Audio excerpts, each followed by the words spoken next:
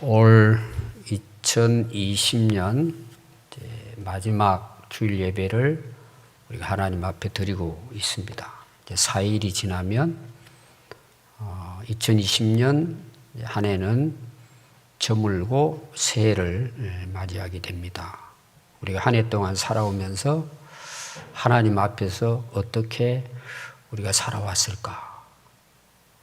여러분 잘 살아오셨습니까? 후회가 없으십니까? 우리 인생은 한 해 한 해 지나가면서 결국은 죽음을 맞이하게 됩니다. 올해가 지나간 것처럼 또 우리가 한 해 한 해 살아가다 보면 결국은 이 인생을 마무리하게 됩니다. 그때 저와 여러분들은 하나님 나라 천국 잔치상에서 함께 식사할 수 있는 은혜가 있기 바랍니다. 여러분 자신 있으십니까? 실제로 축복은 이 땅에 있는 것이 아닙니다. 그 나라에서 있습니다. 그래서 오늘 여러분들이 말씀의 그 시작을 보시면 1절, 2절에서 예수님이 다니면서 복음의 말씀을 가르치고 전하고 계시는데 어떤 사람이 찾아와서 질문을 합니다. 어떤 질문이냐 하면 예수님, 구원받는 사람이 그렇게 많지 않죠. 이게 오늘 질문입니다. 여러분 어때요? 우리가 지금 신앙생활 하고 있는데 이 세상에 구원받을 사람이 많을 것 같아요? 적을 것 같아요?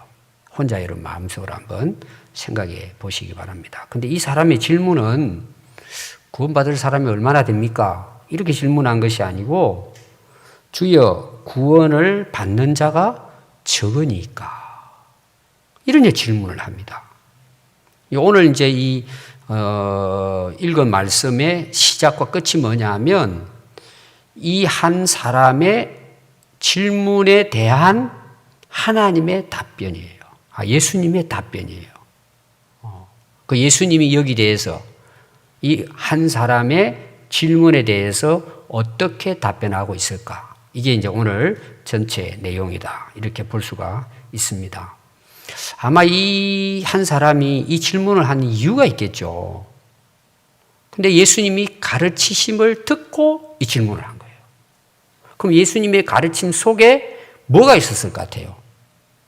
야, 이거 구원받는 게 쉬운 게 아니구나. 야, 천국 가는 게 그냥 유대인 됐다고 이게 가는 게 아니구나. 지금 이 당시 말씀을 들었던 사람들은 다 거의 대부분 이제 유대인이라고 보면 됩니다.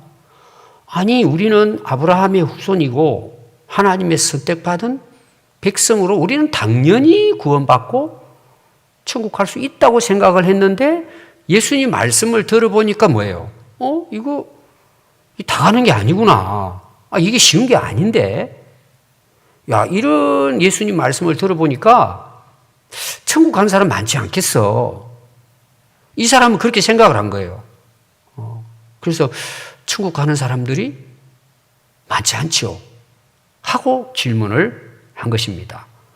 그럼 예수님의 여기 가르치심이 나오잖아요. 뭘 가르치셨을 것 같아요? 일반적으로 봤을 때는 천국 복음이죠. 그리고 자신이 메시아로 이 땅에 오신 하나님의 아들이다. 이게 주 이제 예수님의 말씀이에요. 근데 그것이 이제 여러 가지 말씀으로 이제 전해지게 됩니다. 복음서에 다 나오는 예수님의 가르침이라고 볼 수 있겠죠. 근데 가장 가까운 데서 우리가 예수님의 가르침에 대해서 알 수 있습니다. 그게 뭐냐 하면은 오늘 13장 1절부터 내용이에요. 그 앞에 내용입니다. 물론 연결된 건 아니지만 같은 선상에서 지금 예수님이 말씀을 전하고 있기 때문에 좀 어떻게 보면 따끈따끈한 말씀은 가까운 이제 13장 1절부터 내용에서 네 가지로 나눠볼 수 있습니다. 예수님 말씀을 바로 가까운 데서. 그래서 13장 1절부터 5절의 말씀을 보시면은 죄를 지은 자는 회개하지 않으면 죄 때문에 망한다. 이런 내용이에요. 상세한 내용은 여러분들이 한번 집에 가셔서 읽어보시면 됩니다. 그러니까 회개해야 된다는 내용이에요. 자기 죄를. 회개하지 않으면 구원 못 받는다는 내용이에요. 여러분, 우리 믿음이 어떤 믿음이죠? 회개하고 믿어야 돼요. 그냥 교회 다니는 걸 믿음이라고 생각하면 안 돼요. 자기 죄를 인정하고 고백하고 그 죄를 하나님 앞에 뉘우쳐야 돼요. 그걸 내가 인정해야 된다 이 말이에요. 자기 죄를. 그리고 돌아서야 되는 거예요. 예수님께로, 하나님께로 돌아서야 됩니다. 그러니까 여러분 보세요. 그 당시 이 질문한 사람은 유대인입니다. 그럼 유대인의 생각은 뭐예요? 선민의식이에요. 그리고 율법주의로 완전히 굳어진 사람들이에요. 여러분, 원래 예수님이 이 땅에 오시고 하나님이 예수님을 통한 목적은 뭐예요? 다 구원받기를 원하시는 거예요. 온 인류의 죄를 대신해서 십자가에서 돌아가 주신 거예요. 몇 사람만 딱 이렇게 똑똑하고 선하고 의로운 사람만을 위해 예수님 십자가에 돌아가신 게 아니란 말이에요. 모든 사람들을 구원하시기 위해서 십자가에서 보혈을 흘려주셨습니다. 이게 하나님 뜻이에요. 근데 질문이 뭐예요? 예수님 말씀 들어보니까 이 구원받는 사람이 많지 않겠다. 그것은 구원받는 것이 어렵다는 의미가 아니고 그 유대인들이 가지고 있는 선민의식이나 자기들의 율법주의 그 사상으로 굳어진 이게 깨어지기가 어려운 거예요. 그거를 포기하고 자기가 죄인이라는 걸 고백하고 예수님을 믿는다는 인간의 입장에 있어서 어렵다는 내용이에요. 그게 첫 번째 이유입니다. 여러분들 회개하는 거 쉽지 않아요.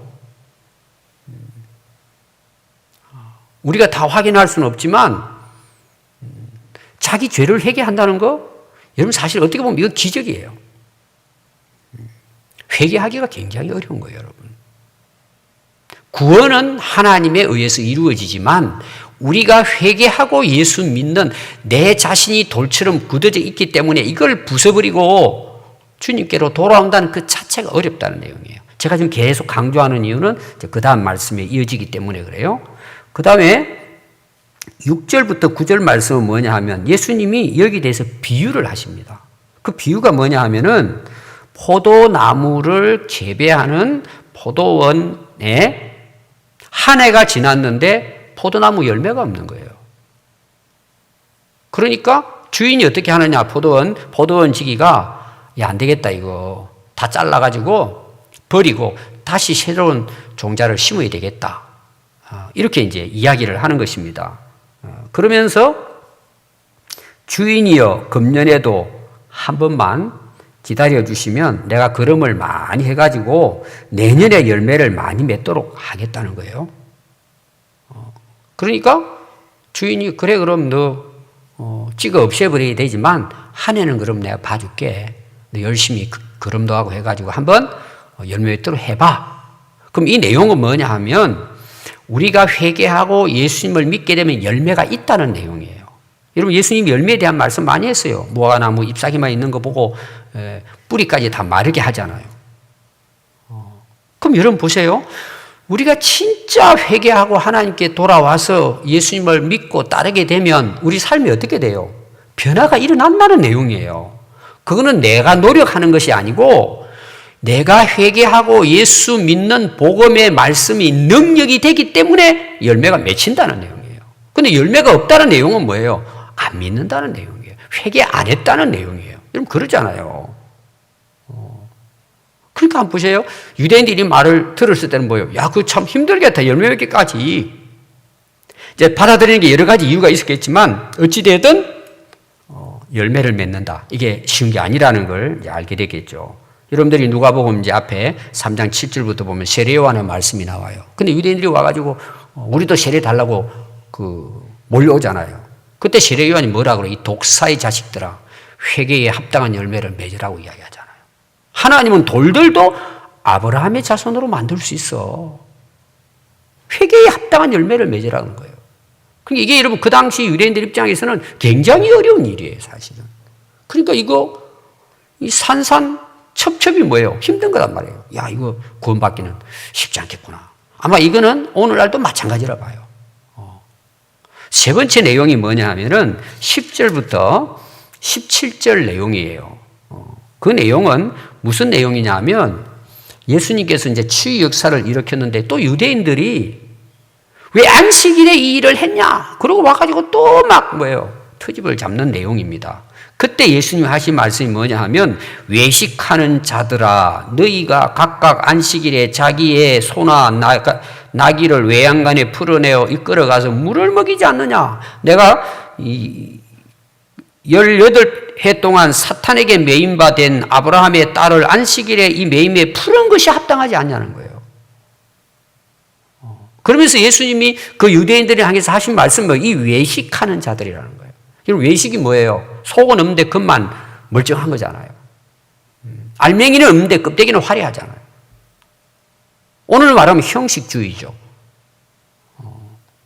속은 텅텅 비어 있는데 예수 믿는 채 한단 말이에요. 신앙인 채 한다 이 말이에요. 여러분 속은 우리가 알잖아요. 물론 모르는 사람도 있어요. 오늘 저는 세상에 참 온 세상이 마찬가지예요. 옛날이나 지금이나. 자기가 자기 한 일을 모르는 세상이에요. 여러분 그럼 한번 보세요. 내가 뭘 지금 하나님 앞에 잘못하고 있는지를 모르면 회개 가능해요? 열매 맺을 수 있어요? 형식주의에서 벗어날 수 없어요. 그게 그냥 진짜인 줄 아는 거예요. 오늘 세상은 뭐예요? 다 겉으로 보이는 겁니다. 다 보이는 부분이에요. 그래서 여러분 그 유대인들에게 예수님이 하신 말씀은 뭐예요? 너희들은 어떻게 사람에게 보이려고 행동하냐 말이에요. 사람에게 보이려고 기도하는 것도 마찬가지고 옷을 입는 것도 마찬가지고 사람한테 자기들을 내세우고 자랑하기 위해서 그게 외식이에요. 하나님께 해야지 왜 사람에게 보이려고 하냐 이 말이에요. 그 외식입니다. 여러분 외식에서 벗어난다는 건 쉽지 않아요. 그게 딱 몸에 배어 있는 사람들은. 자기의 유익과 영광을 위해서 하면서 뭐예요? 하나님의 이름을 빌미를 삼는 거예요. 하나님의 뜻을 내세우고 자기 뜻을 이루기 위해서. 그게 다 외식이잖아요. 외식. 여러분 마지막에 껍데기는 어떻게 되죠? 다 불태워 없어져 버립니다. 그러니까 유대인들은 뭐 처음부터 끝까지 외식이잖아요. 사실은 형식주의잖아요. 가식적이고. 이걸 갖다 또 포기한다는 게 그들은 그게 삶에 배어 있는데 그럼 그걸 포기하고 주님 앞에 나간다는 게 어렵다는 거죠. 마지막 네 번째입니다. 오늘 말씀 앞에 나오죠. 18절과 21절 내용입니다. 예수님께서 이르시되 하나님의 나라가 무엇과 같을까? 내가 무엇으로 비교해 볼까 그래요. 그리고 두 가지 비유를 합니다. 하나는 뭐냐 그러면은 채소밭에 사람이 갖다 심은 겨자씨 하늘 같은데 나중에 그것이 자라가지고 공중에 새들이 와서 다 거기에 깃들인다는 거예요. 이게 겨자씨 하나의 비유입니다. 또 하나는 마치 여자가 가루 서말 속에 갖다 넣어 전부 부풀게 한 누룩과 같은 것이다. 하나님의 나라는. 이런 내용입니다. 이거는 이제 좀 쉽게 설명하면 이런 내용이에요. 오늘 세상의 문화와 세상의 가치관은 뭐예요? 앞에 나오는 것처럼 외적인 부분이에요. 외형, 외모 이런 부분이에요. 여러분 자동차 살 때 어떤 차 사요? 여러 가지 이제 이런 기준이 있을 거예요. 여러분 자동차 살 때 첫 번째 기준이 뭐예요? 여러분들이 자동차 사려고 했을 때 내가 이 차를 사야 되겠다 했을 때 뭘 먼저 따져봐요? 안 사보셨습니까? 내가 살 능력이 되느냐, 돈이 있냐 이거잖아요. 안 되면 뭐 할부도 해야 되고 뭐 렌트카로 해야 되고 이렇게 일단은 돈이 문제죠. 첫 번째. 그다음 두 번째 여러분 뭘 생각해요? 여러분 좋아하는 컬러 있죠? 나는 흰색을 좋아하는데 검은색 준다? 아 이거는 뭐 좀 싸도 안 사잖아요. 컬러를 봅니다. 그다음 뭐 또 봐요? 거의 대부분 디자인을 봅니다. 그 우리나라 보십시오. 1세대, 2세대, 3세대 이렇게 해가지고 뭐 우리나라 국민차 해가지고 그 계속 디자인이 바뀌지죠. 근데 디자인이 하나 잘 나오니까 뭐예요? 여기 뭐 자동차 전문가 한 분 앉아 계시는데 오늘 기도한 장로님. 디자인을 보고 거의 다 사요. 굉장히 중요하죠. 별로 그냥 모델 보니까 막 멋이 없다 그러면은 진짜 차는 좋은데 사람들이 안 사요. 지금 이런 시대예요. 여러분 어떤 사람을 좋아해요? 키 늘씬하고 얼굴 이쁘고 돈 많고 좋은 직장 있고 그럼 탑이에요. 그 사람 속은 보지 않아요. 언제 그러면 후회해요? 결혼하고 살다 보니까 뭐예요? 죽을 맛인 거야. 이거 그만둘 수도 없고. 지금 우리가 이런 시대예요. 사람들이 눈에 보이는 것만 따라가는 거예요. 옛날이나 지금이나. 아담, 하와부터 지금까지. 안목의 정욕이에요. 보이는 것. 내 눈에 보이는 거예요. 근데 여러분 보세요. 겨자씨 하나 눈에 잘 보여요? 30cm, 40cm면 떠나도 잘 안 보여요. 작아가지고. 누룩, 여러분 보여요? 빵 속에 들어가 있는 누룩, 여러분 찾아낼 수 있어요? 근데 그게 자라잖아요. 그러면 큰 나무가 된다는 거죠. 이게 무슨 말이냐 하면은 천국은 어마어마한 보화지만 사람들의 눈에 안 보이는 거예요. 왜 안 보이는 줄 아세요? 관심이 없어요. 우선 세상 눈앞에 보이는 거예요. 앞에 보이는 내 유익이 큰 거예요. 그 관심이 없어요. 여러분들이 정말 은혜 받으려면요, 보이지 않는 걸 보도록 힘써야 돼요. 영원한 것을 볼 수 있어야 돼요. 그러니까 사람들이 뭐예요? 겨자씨 하늘 갖고 하늘나라가, 그게 하늘나라가 작다는 의미가 아니에요. 사람들이 관심이 없고 보이지 않는 영적 세계에 대해서는 무관심하기 때문에 안 보이는 거예요. 그게 안 따라가죠. 누가 따라가요? 안 믿죠. 눈에 우선 보이는 것만, 거기는 열정을 내고 따라갑니다. 열심으로. 무관심하고 영적인 세계에 대해서는 관심이 없기 때문에 뭐예요? 천국에 들어간다는 게 쉽지 않다는 내용이에요. 많은 사람들이 구원받기를 원하지만 사람들의 마음은 눈에 보이는 것, 큰 것, 우선 내게 유익되는 것, 그걸 따라가니까 뭐예요? 아무리 하늘나라 복음을 전하고 천국의 말을 해도 그럼 뭐 죽어봐야 알지 그러고 가볍게 여기고, 교회를 다니는 사람도 자기 눈에 보이는 대로 따라 살아가기 때문에 안 보이는 거예요. 구원받는 사람이 적지 않겠냐 하고 질문을 한 것입니다. 예수님께서 여러분 보십시오. 천국에 들어가기가 부자가 바늘 구멍으로 들어가는 것보다 더 어렵다 그러잖아요.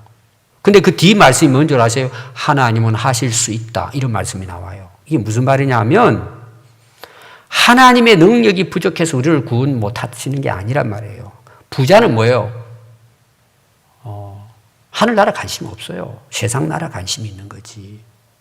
그러니까 들어가기 어려운 거예요. 그거를 포기하고 들어간다는 게 어렵다는 그런 내용입니다.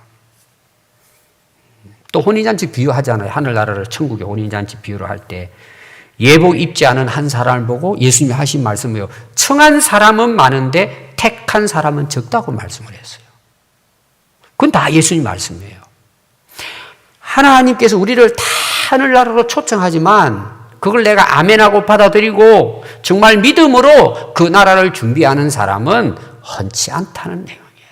오늘 말은 뭐예요? 교회를 출석한 사람은 많을 수 있는데 하늘나라 도착하는 사람은 적다는 내용이에요.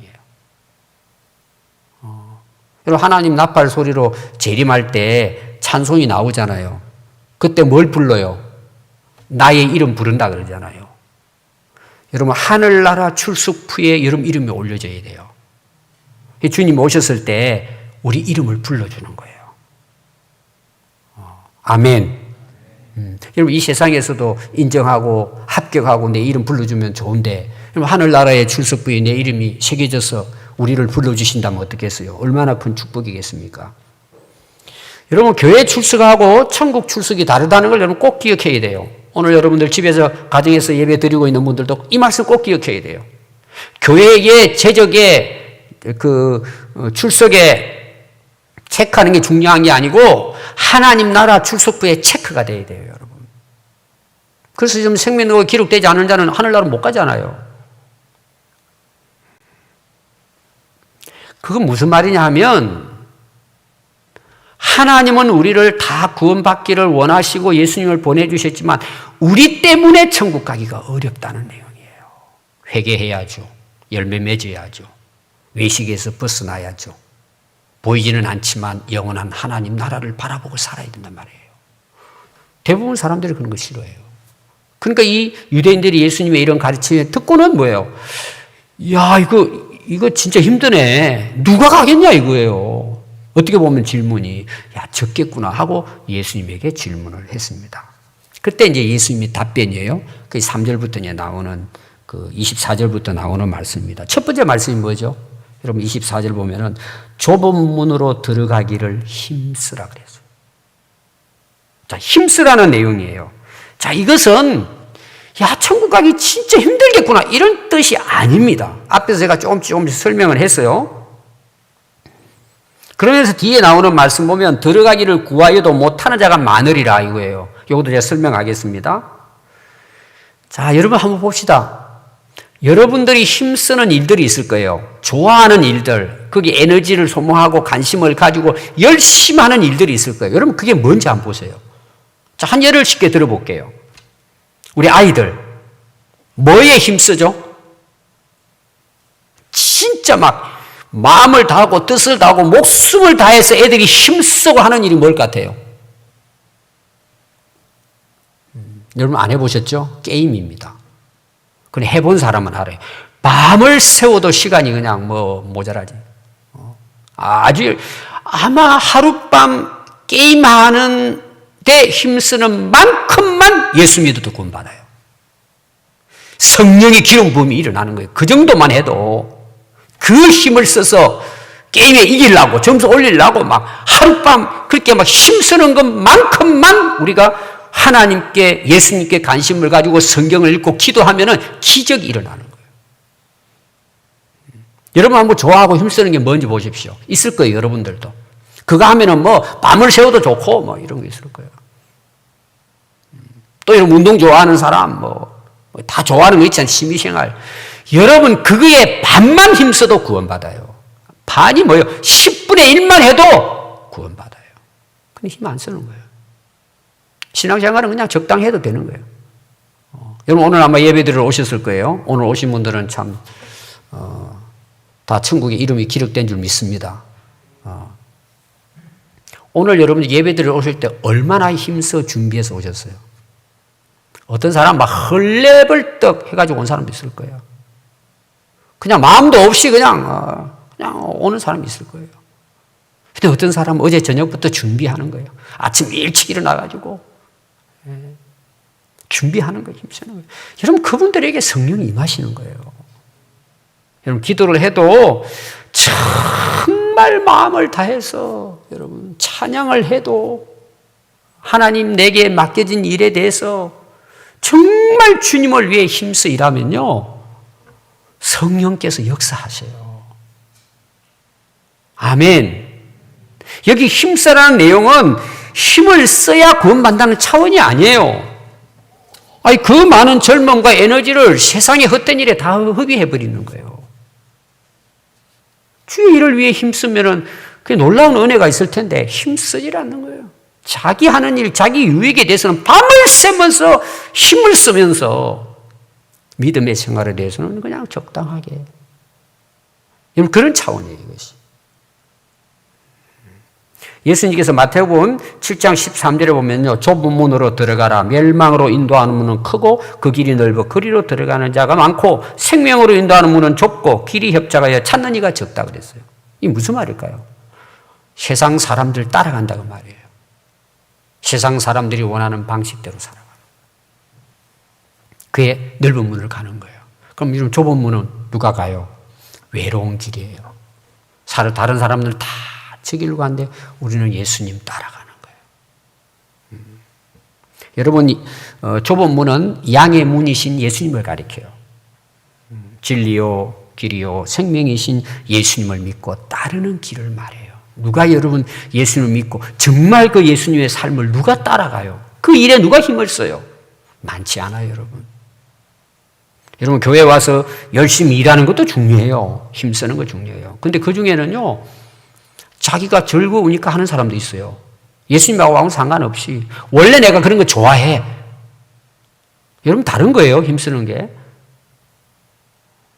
또 사람들이 알아주니까, 또 복 받기 위해서, 다 동기가 다른 거예요. 근데 힘쓰는 동기가 뭐예요?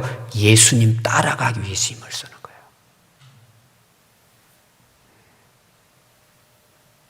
여러분, 우리가 신앙생활 하는데 왜 힘써야 되는 줄 아세요? 문이 좁다는 의미는 또 하나가 있어요. 사단 마귀의 여러분 공격과 유혹이 어마어마하게 해요. 내가 지금까지 사단의 귀신의 마귀의 종으로 살았는데 그냥 놓아줍니까 여러분?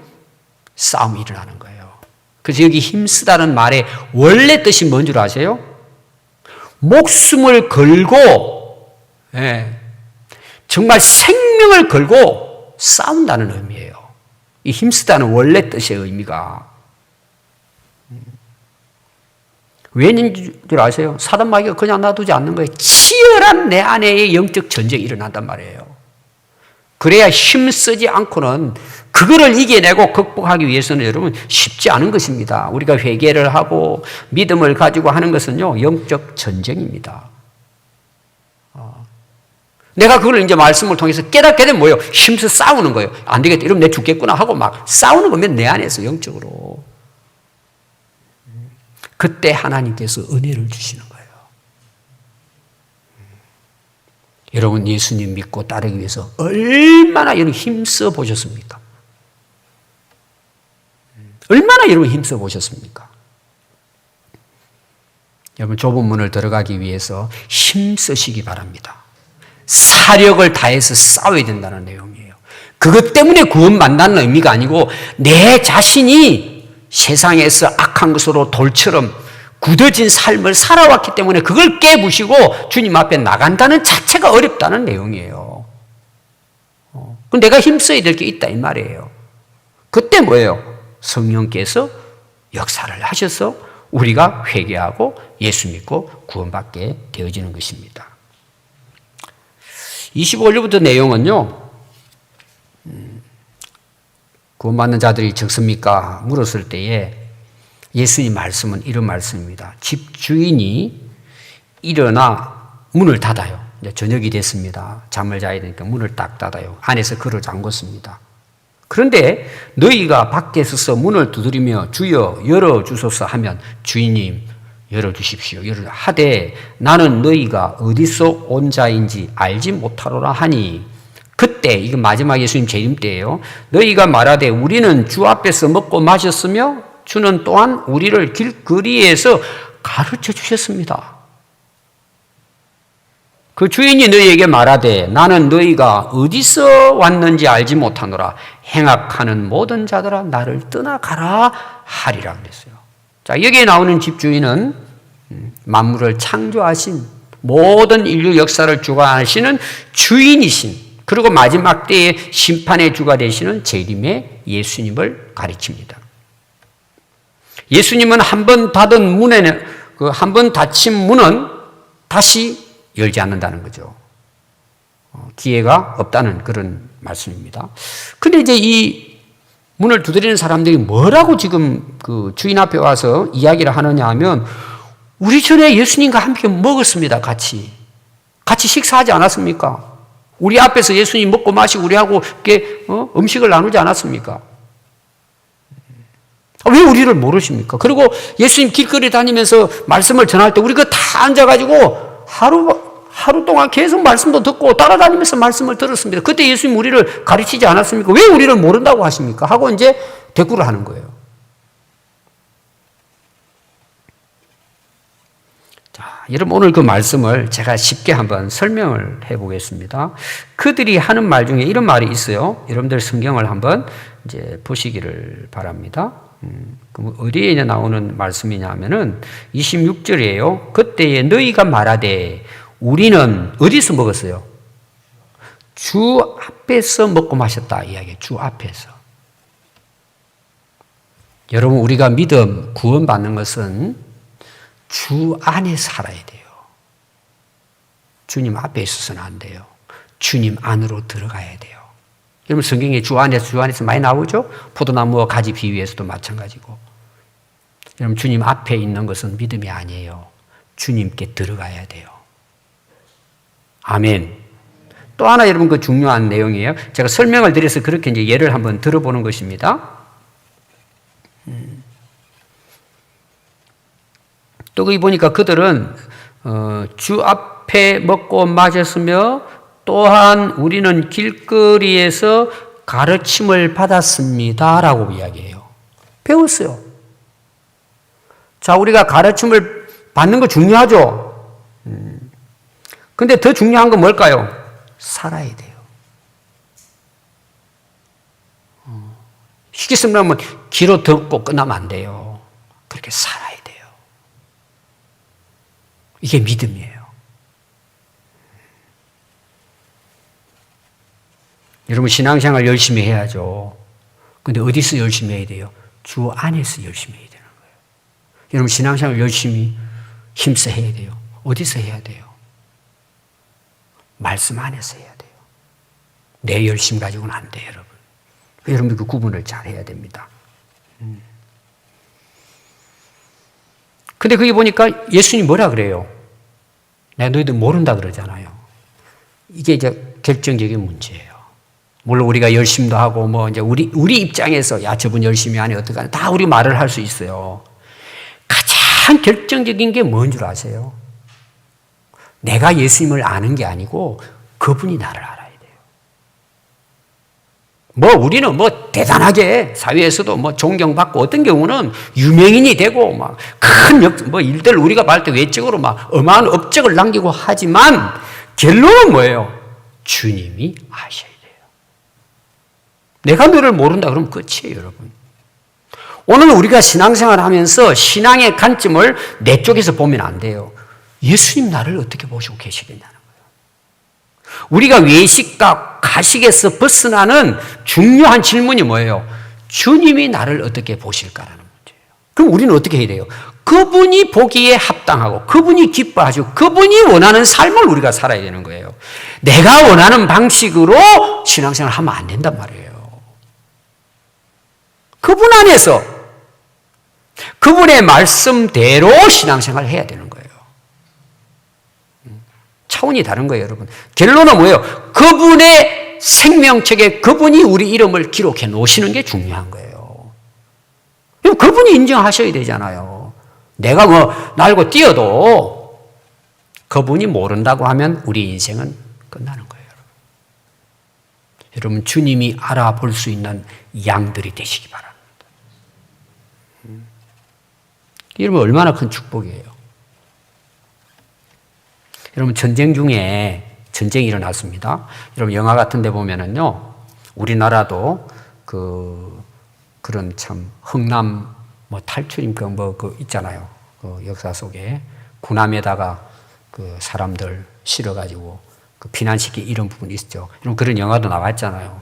잘 한번 보십시오. 여러분 피난가는 사람들의 그 얼굴에는 두려움으로 가득 차 있고 배는 떠나려고 하고 배는 만원이 돼가지고 탈 수도 없고 근데 사람들 어떻게 해요? 그래 뭐 다음에 오면 타지 뭐 그러고 그냥 퍼지르고 앉아서 놀아요. 어떻게 해요? 다리가 부러지고 손가락이 잘리고 날아가도 뭐예요? 배 위에 올라가려고. 또 여러분 기차가 이제 마지막 피난길에 기차가 가는데 이런 영화 같은 거 나오잖아요. 기차가 달리는데 사람들이 뭐예요? 달려가가지고 지붕 위로 올라가죠. 그러고 떨어져 죽고 막 이런 거 많이 나오죠, 영화에. 여러분, 그만큼 힘써야 돼요, 여러분. 내가 정말 주님 앞에서, 하나님 나라, 그 나라에서 잔치상에 내가 함께, 주님과 함께, 영원히 먹고 살 수 있는 그런 정말 우리가 믿음을 가지고 있다면 힘써야 되는 거예요, 여러분. 언제까지? 그 나라에 도착할 때까지예요. 여러분 이 세상에서 우리가 탈락되면 인생 끝나는 거예요. 필사적으로는 예수님 붙들어야 돼요. 그게 힘쓰는 거예요, 여러분. 여러분 마태복음 25장에도 혼인잔치 비유가 나옵니다. 그때 여러 가지 비유 중에 이제 미련하고 지혜로운 그 여자에 대한 비유가 나오죠. 근데 이제 어리석고 미련한 처녀들은 뭐예요? 기름 병을 준비하지 않았잖아요. 그 신랑이 왔는데 불은 꺼져 있어요. 나중에 사러 갔다가 다시 와서 문이 닫혔다 그랬어요. 그리고 보니까 혼인잔치에 들어가고 문은 닫힌지라. 그때 처녀들이 이르되 주여 우리에게 열어주소서 하고 두드려요. 그랬더니 예수님 말씀이 내가 너희를 알지 못하노라 그러고 하신 말씀이 뭐냐? 그런즉 깨어있으라 너희는 그날과 그 때를 알지 못하느니라. 여러분 누가 깨어있어야 돼요? 믿는 사람이 깨어있죠. 준비하고 깨어있죠. 힘써 깨어있는 거죠. 마지막 결론이 뭐냐면요. 오늘 28절부터의 마지막 내용입니다. 너희가 아브라함과 이삭과 야곱과 모든 선지자는 하나님 나라에 있고 오직 너희는 밖에 쫓겨난 것을 볼 때 거기서 슬피 울며 이를 갈리라. 이런 말씀이에요. 자, 예수님이 이 유대인의 질문에 대한 결론의 말씀입니다. 딱 두 가지로 구분이 된다는 거죠. 첫 번째가 구원받은 자는 하나님 나라의 잔치상에 참여한다. 내용이에요. 천국 가는 거죠. 그래서 누가복음 14장 15절의 말씀 보면 무릇 하나님의 나라에서 떡을 먹는 자는 복되도다 그랬어요. 여러분 이런 복이 있기를 바라요. 여러분 자신 있습니까?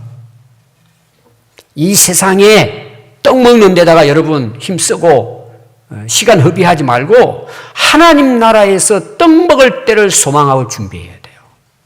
여러분 그때 우리 모든 평안교회 성도들은 주님과 함께 우리가 천국에서 함께 떡을 먹는 복된 오늘의 삶을 살아갈 수 있기를 바랍니다. 자, 두 번째는 뭐예요? 구원받지 못한 자는 밖에 쫓겨나 슬피 울며 이를 갈게 된다 그랬어요. 여러분 일 갈아 보셨습니까? 자, 이거에 대해서 왜 이를 간다고 했을까라는 거예요. 뭐 여러 가지 이유가 있겠죠. 후회하면서 내가 왜 그렇게 했을까 이런 것도 있겠지만 마태복음 13장 42절에 보면요. 이를 갈 이유가 있어요. 거기.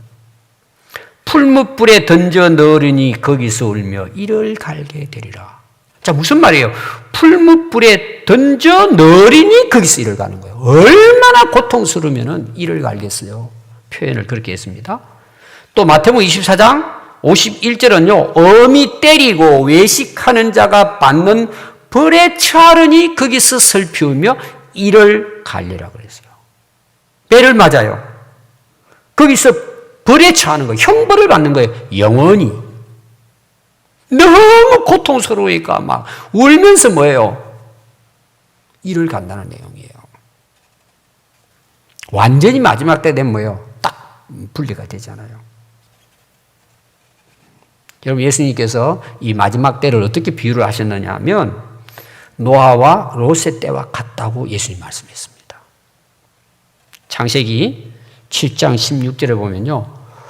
노아가 방주를 다 만들고 난 다음에요. 하나님께 들어가라고 합니다. 다 들어가라고.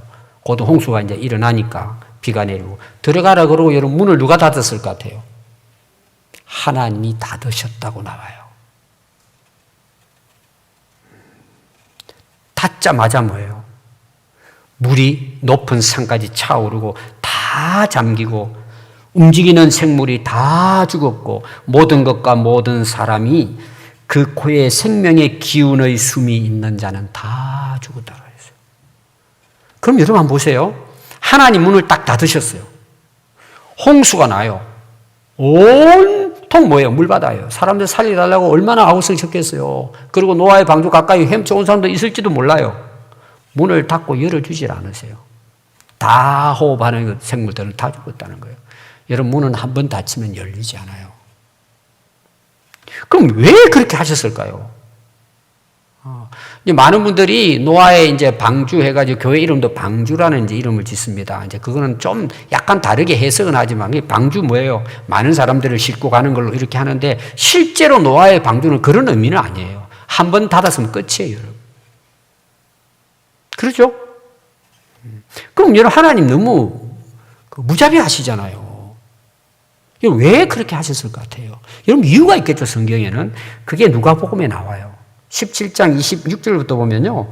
노아의 때에 된 것과 같이 예수님의 인자의 때도 그래 한다는 거예요. 그리고 노아가 방주에 들어가던 날까지 사람들이 먹고 마시고 장가들고 시집가더니 홍수가 나서 그들을 다 멸망시켰다는 거예요. 롯 때도 마찬가지. 이 말 무슨 말인지 아세요? 홍수가 나가지고 죽을 때까지 회개하지 못했다는 내용이에요. 그러니까 뭐요? 8 식구는 살아남았다니까요. 홍수가 나서 꼬로록 하고 생명이 끝날 때까지 자기 죄를 깨닫지 못하고 회개하지 못했다는 내용이에요. 그래서 뭐예요? 앞에서도 이제 6장에서 하나님 말씀하셨지만 희망이 없는 거예요. 한번 문 닫으면 여러분 절대 그 문은 다시 열리지 않아요. 왜? 사람들이 죽어서 무덤 들어갈 때까지 사람들이 깨닫지 못하는 거예요. 그래서 뭐예요? 구원받는 자가 그렇게 많지 않다. 그것은 하나님이 그렇게 계획하신 것이 아니고 인간이 그렇게 악하다는 거예요. 죽을 때까지 먹고 마시고 즐기고 세상에 빠져 사는 거예요.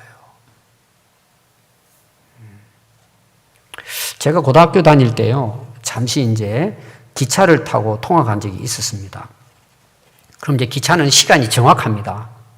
딱 맞춰가지고. 그리고 이제 우리 그 간이역이 있었는데, 이제 한 4, 50분을 걸어와서 그 기차를 타고 이제 진주 시내로 가는 기차가 있었어요. 근데 이제 그 주변의 마을 학생들이 이제 그때는 농촌이 어려우니까 다 기차를 타고 이제 갔다 왔다 이렇게 해서 기차값이 쌌으니까. 근데 너무나 재미있는 것이 이제 기차가 시간이 딱 1분 정차되면은 그때 다 탄단 말이에요. 그리고 출발을 하거든요. 근데 저기서 학생들이요, 산골에서 막 손 흔들면서 뛰어와요. 여러분 기차 갔을 것 같아요? 기다렸을 것 같아요? 뭐 여러분들 그런 적이 없죠? 기관사가요, 고개 내밀고 애들이 뛰어오잖아요. 빨리 오라 그러고 기차가 떠나질 않았어요. 그런 정말 동화 같은 좋은 시절이 있었어요. 하나님 나라의 기차는 문 닫히면 바로 출발해요. 두드리고 난리치고 달려와도 떠납니다, 여러분. 한 번 닫힌 문은 다시 열리지 않습니다. 여러분, 오늘이 기회예요. 한번 우리 자신을 돌아봐야 돼요. 여러분, 2020년 한 해가 지나면 다시 돌아올 수 없듯이 하나님 나라의 문이 한번 딱 닫히면 기회는 없어요. 다시 열리지 않습니다. 여러분, 절대 이 기회를 놓치면 안 돼요. 우리 한번 말씀을 오늘 생각하시면서 한번 기도하겠습니다.